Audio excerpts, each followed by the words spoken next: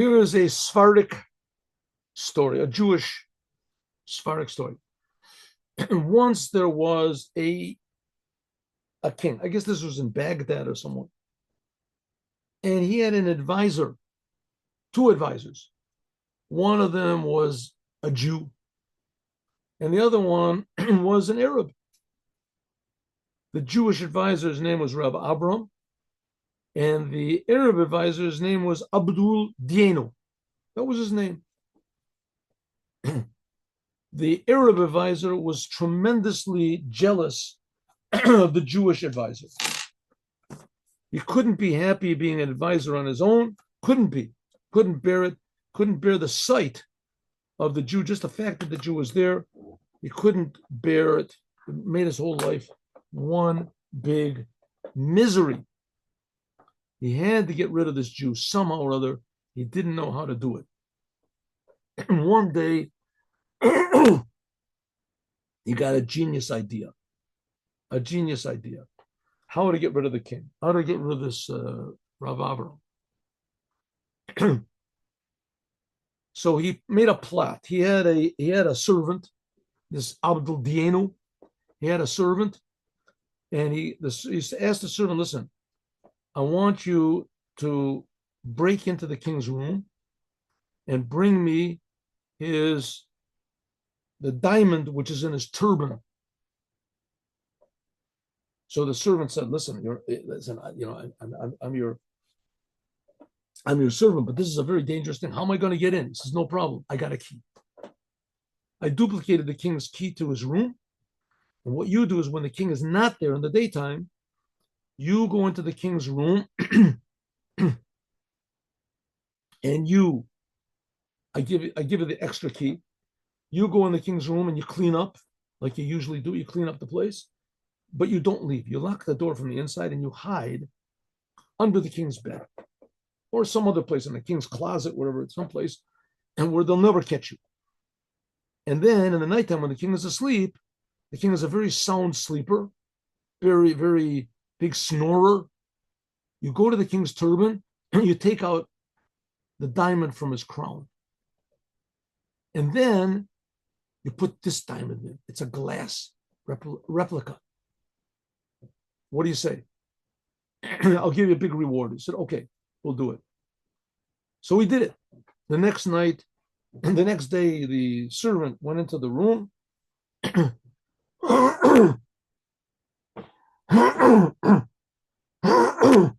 Cleaned up as usual, but locked the door from the inside. He had the key. Locked the door from the inside. And he hid underneath the bed. And when the king came in, he went to sleep.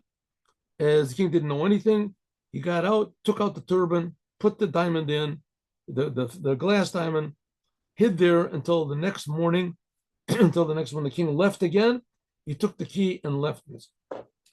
Perfect crime. Nobody will get a kid. Next day, the king is sitting in his throne, and Dienu, this Abdul Dienu, goes up to him and says, Your Majesty, excuse me, please, could you come with me to the next room?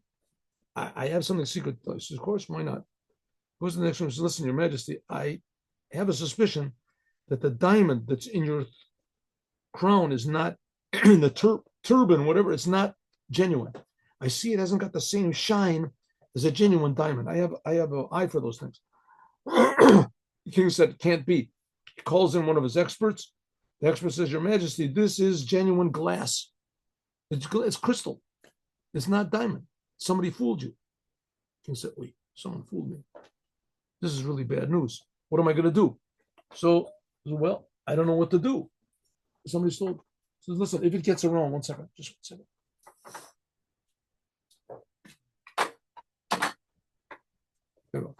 If it gets around that the diamond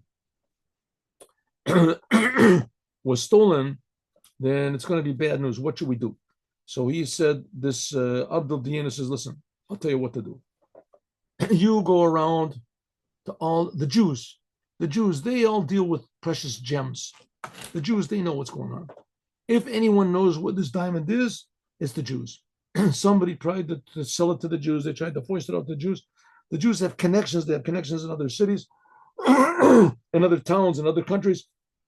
The Jews, it's all the Jews. They got a big whole network of diamonds and things like that. If anyone stole it, they know. They know. So the king said, okay. So he went around and he sent one of his messengers around with a sealed with an envelope, and he gave it to all of them. And they said, "Who knows where this diamond is? Where is my diamond?" After a day or two, nobody answered. So he said, "What can I do?" Nobody answered. So Diana says, "Listen, the Jews, they only react if you force them. You have to force them. You make a decree that if the Jews don't produce your diamond within a week, as they'll all be evicted from Baghdad. There won't be any Jews. You kick them all out, and then you'll take all their money. And that will scare them, and they'll come up with the diamond. I guarantee you." So the king said, "Listen, I think it's, I mean, I lost the diamond. I don't want to lose the Jews also. They didn't make any trouble for me." He says, "Your Majesty, listen, you want the diamond back? That's the only way to do it." He says, "Okay, you're my advisor." So he does it.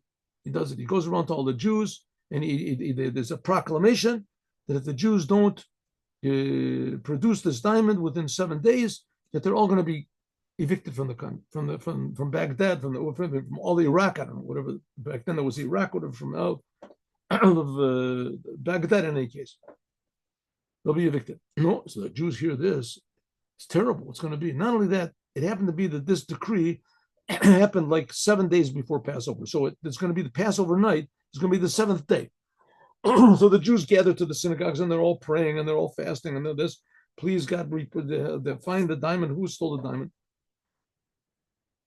And no one knows what to do. So the Rav Avram, meanwhile, he's going crazy. He doesn't. He says, "Listen, Your Majesty, maybe the Jews don't know." And the king has already been convinced by this Abdul Dienu. And he says, "I'm sure that the Jews do know, and you just let me run my country the way I want to run it." So Rav Avram gathers all the Jews together after they've been fasting for like 5 days and, praying. And so he says, "Listen, Jews, in another 2 days is going to be Passover. We've all been fasting and praying. I think we have to leave this one up to God.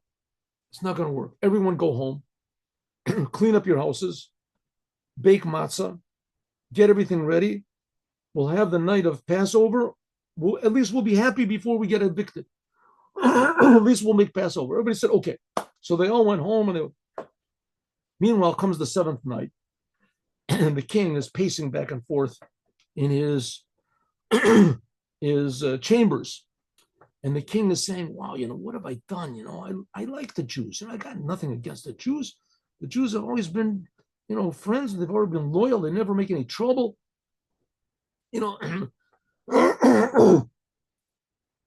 Why should I kick the Jews out? I lost the diamond. I'm going to lose the Jews." So the king can't go to sleep. So he says, "I'm going to go and see what's going on with the Jews." So he puts on regular clothes, civilian clothes, and he has a special tunnel, a special whatever it is, a tunnel where he goes. He can go to escape tunnel. So he went through this tunnel, and he comes out in this place which is far away from the castle, and he goes to the Jewish quarter to see what's going on with the Jews. And he can hear from far away that the houses are all lit up and they're all rejoicing. Everyone is singing. He says, "Oh, the Jews are singing. This is the seventh day, and the Jews are going to be evicted if they don't. They must have found the diamond. That's why they're so happy." In the morning, I wonder why he went over to the house of Rav Avram. He looks in the window, and it's like angels sitting around. The whole house is bright. Everybody's dressed up in bright colors, every white tablecloths, and there's candles everywhere, and it's happy, and everyone is singing, and the little children are dancing, and it's happy. He says, "Wow, I wonder what it happened that he came right at the end of this night of the Seder." Now, there's a song that we sing, not at the end of the Seder, near the end, before we drink the wine. So we say, there's a song which says, "Dai Dayenu." If God would have just taken us from Egypt and not given us the Torah, Dayenu, Motzi Otanu Mimitzrayim, Dayenu, Dayenu. So he's listening, and all of a sudden, all singing, and he's listening to the king is listening to the window, and he says everyone is singing, Dayenu, Dayenu. And he says, "Oh, it's Dienu. It's Dienu, that rat. He is the one that took the diamond. I never really trusted him. he goes back to his palace. The king goes back to his palace, calls his special black guard or whatever they are, go to Dienu's house and force him to give you the diamond. They go to his house and Dienu doesn't know what hit him. Give us the diamond or we're going to cut your head off. And he gave him the diamond. They brought Dienu in, and Dienu met some sort of a tragic end. But to the Jews was or of a simcha v'sasan v'yakor. They found that he, in fact, was the one who stole the diamond. And it was all totally by accident. The Jews did not intend at all when they sang the song Dienu to intend his name whatsoever. They were praising God. But God did the big miracle, and it happened to be that the king was there, and he heard, and he revealed where the true diamond is. And so it should be with us. The King of the universe, which is Hashem, should hear our happiness and our rejoicing, and he should put an end to all of our enemies and reveal the true diamond, which is the essence of every single Jewish soul and the essence of godliness, which is creating the whole entire world. And we'll all rejoice with the Rebbe, King Mashiach, now. Nice story. Have a good day with Mashiach now. See you all tomorrow at 8 o'clock in the morning. And I've been a little bit derelict in the Yom Yom, so I have to look and see what Yom Yom to do today. But God willing, I hope, Bli Neder will do Yom Yom today.